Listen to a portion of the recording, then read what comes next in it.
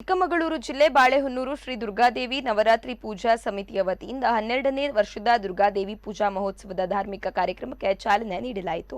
ಇಂದು ಬೆಳಗ್ಗೆ 9ಕ್ಕೆ ಶ್ರೀ ದುರ್ಗಾದೇವಿ ವಿಗ್ರಹದ ಪ್ರತಿಷ್ಠಾಪನೆ ಮೂಲಕ ಚಾಲನೆ ನೀಡಲಾಯಿತು.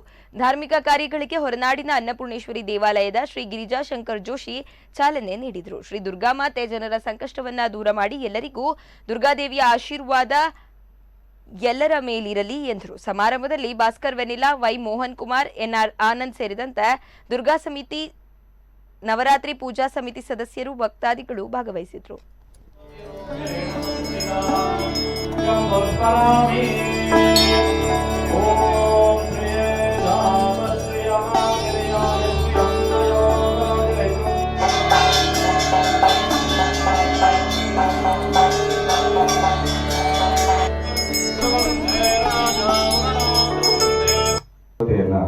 ನೋಡಿ ಆ ಒಂದು ಅವಳಲ್ಲಿರುವಂಥ ಶಕ್ತಿಗಳನ್ನ ನಾವು ನಮ್ಮೊಳಗೆ ಸೇರಿಸ್ಕೊಳ್ಳೋದ್ರಲ್ಲಿ ತುಂಬ ಒಂದು ಆನಂದ ಸಿಗುತ್ತೆ.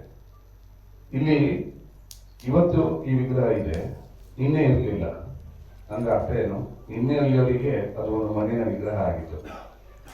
ಶಿಲ್ಪಿ ಅದನ್ನ ವಿಗ್ರಹ ಮಾಡ್ತಾ ಇದ್ದ, ಮಾಡಿ ನಂತರ ಇಲ್ಲಿ ಕೂತ ಮೇಲೆ ಇವತ್ತು ಅದು ದೇವರಾಗಿದೆ. ಹೇಗೆ?